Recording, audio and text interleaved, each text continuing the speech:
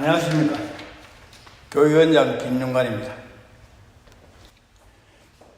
저는 오늘 게이트 경기 중에 일어나는 여러 반칙들을 이해하기 쉽게 설명드리고자 합니다. 게이트볼 경기는 타구기 종목과 달리 10개의 볼이 코드 안에서 이동하기 때문에 다양한 반칙들이 일어나고 또 게이트 경기 심판원들이 대부분 고령이어서 교육을 받거나 책을 통해 공부를 해도 빨리 잊어버리는 특성이 있습니다. 그래서 실제 경기 중에 심판을 하실 때 반칙 적용에 어려움이 많습니다. 그 때문에 이런 연수를 통해서라도 심판원들의 자질 향상에 많은 도움이 되었으면 좋겠습니다. 그럼 지금부터 반칙 조치에 대한 구체적인 설명을 드리겠습니다.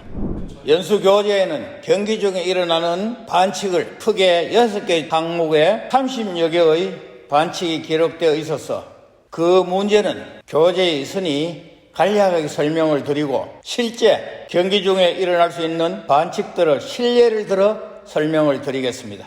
첫째, 타임오버 반칙. 심판으로부터 타순 통고를 받았을 때, 계속 타격 권리가 있을 때, 계속 스파크 타격 권리가 있을 때 10초 이내에 타격을 하지 않을 때에 일어나는 반칙이며 경기 중 전반에 걸쳐 나오는 반칙입니다. 그 중에서 스타트 타격 시의 타임오버 반칙에 대해서 우선 말씀을 드리겠습니다. 스타트 에리어에 손 이외의 것으로 볼을 놓고 타격을 하였을 때 스파크 타격은 성립하지 않고 10초 계측을 합니다. 스타트 에리어에 공을 놓을 때는 규정 12조 2항에 손으로 놓아야 한다고 규정이 되어 있습니다. 그래서 손 위의 곳으로 놓았기 때문에 스타트 에리어에 놓은 볼이 아니어서 스타트 타격이 성립되지 않는 것입니다. 이때 심판원은 아무런 제재를 하지 않아도 괜찮습니다. 그 다음 타순 통고 전에 스타트 에리어에 공을 갖다 놓고 있다가 타순 통고 후 그대로 타격하였을 때 이것도 스타트 타격에 놓은 볼이 아니고 놓아둔 볼이기 때문에 10초 반칙을 하여야 되겠습니다.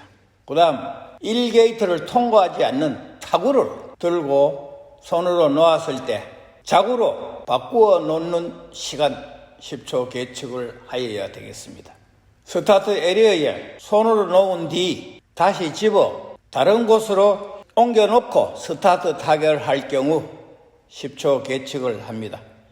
요거는 그림으로 한번 다시 설명을 드리겠습니다. 1번의 위치에서 스타트 타격을 하려고 손으로 놓았으나 주장이 이쪽으로 옮겨서 이 게이트 근처에 있는 타구를 맞춰서 아웃시켜라 이런 이야기가 있어서 이쪽에 있는 타구를 들고 이쪽으로 방향을 바꾸어서 타격할 때 걸리는 시간을 10초로 계측을 해야 되겠습니다.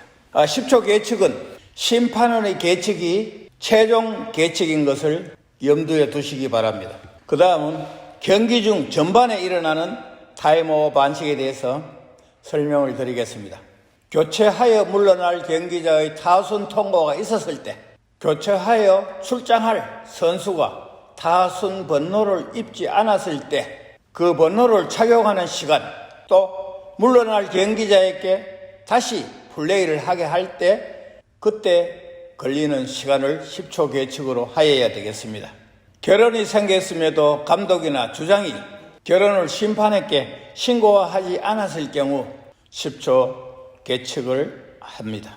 한 번의 타격으로 복수의 타구의 터치가 성립되고 접촉하였을 때 2구째 볼을 타자가 일시 이동하는 시간 10초 계측을 하여야 되겠습니다. 또 타자의 일시 이동한 볼이 경기에 지장을 준다고 판단하여 심판원이 볼의 위치를 수정하는 시간은 레퍼리 타임이 되고 타자가 그 볼을 수정하는데 걸리는 시간은 10초 계측을 하여야 합니다. 또 타자가 터치한 타구와 접촉에 대하여 심판원에게 확인할 경우에는 레퍼리 타임이 되고, 타자가 직접 터치를 확인하는 경우는 10초 계측을 하여야 합니다. 이때 타자의 터치와 심판원의 터치가 차이가 있기 때문에 접촉에 관한 것은 심판원에게 꼭 확인을 하고 타격을 하시기 바랍니다. 그 다음, 맨발로 스파크 타격 시 운동화로 교체해야 할 시간, 타자가 플레이 중 잠시 코드 밖으로 나갔을 때 타자의 권리는 종료되지 않지만 10초 계측을 하여야 합니다. 자구를 타격할 때 타격 방향에 돌멩이나 이물질 등이 있을 때, 또 지면이 고르지 못하여 타자가 지면을 고르는 이런 시기에도 10초 계측을 하여야 되겠습니다. 그 다음, 스파크 타격을 하려고 일단 방향을 제시했다가 방향을 바꾸어 다른 방향을 제시할 경우 10초 계측이 요구됩니다. 타자가 타구를 완료시키고 자구를 완료시키기 위해서 타격에 방해가 되는 완료된 타구를 손으로 집어서 코드 밖으로 내보내는 경우에도 10초 계측을 해야 되겠습니다.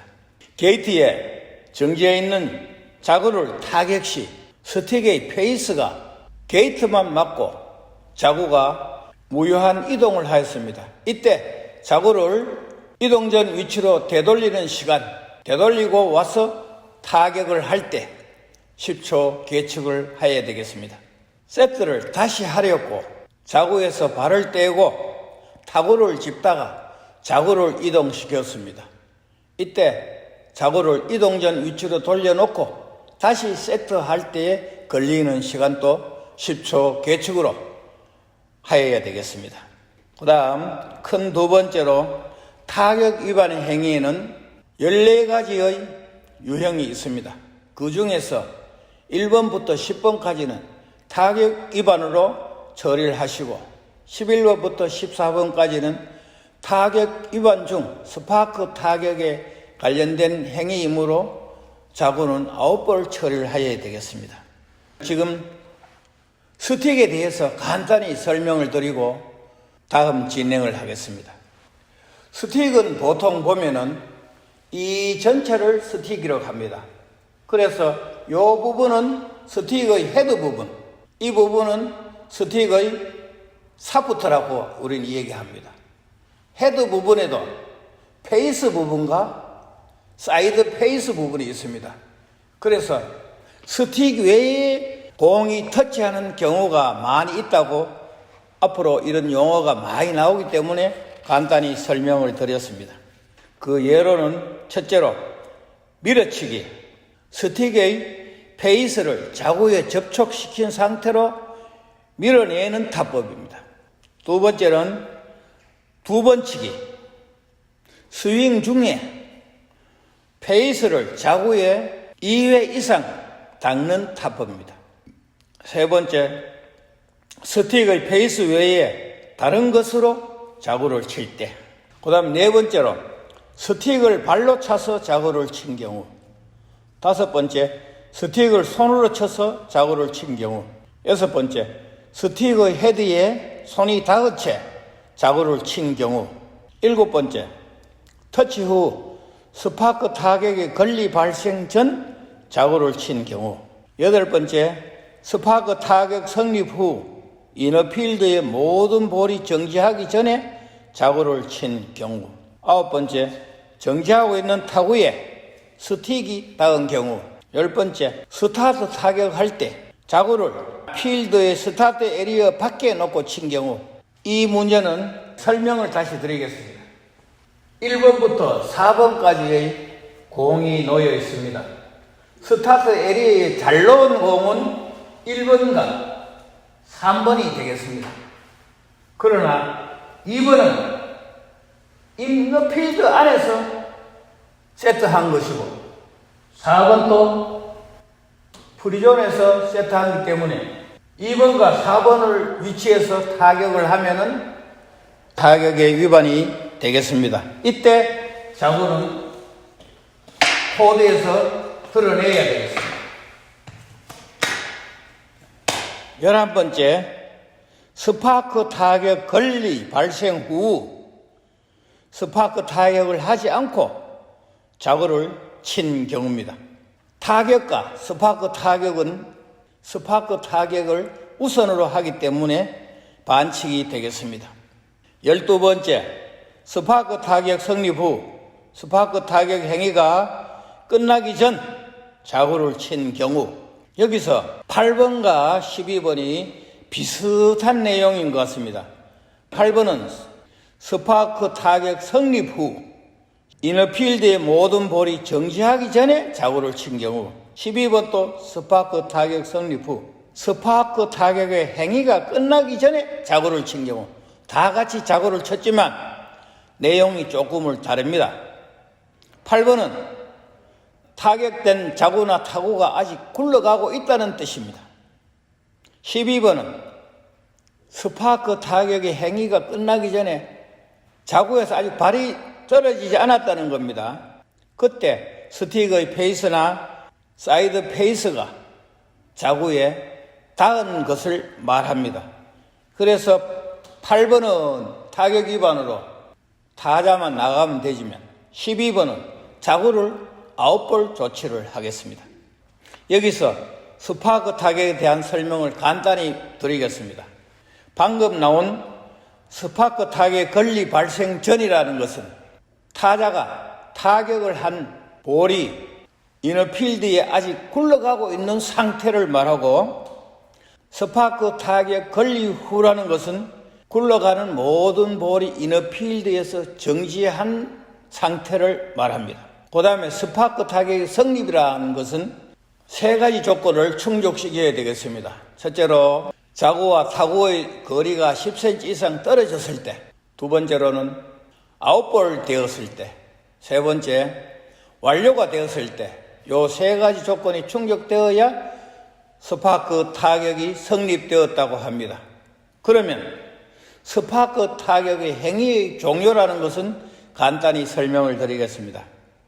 터치 성립 후 이너필드의 모든 볼이 정지한 시점에서 타구를 들고 발밑에 세트한 후 스파크 타격을 성립시킨 후 자구에서 발을 뗄 때까지의 모든 행위를 스파크 타격의 행위의 종료라고 말을 합니다.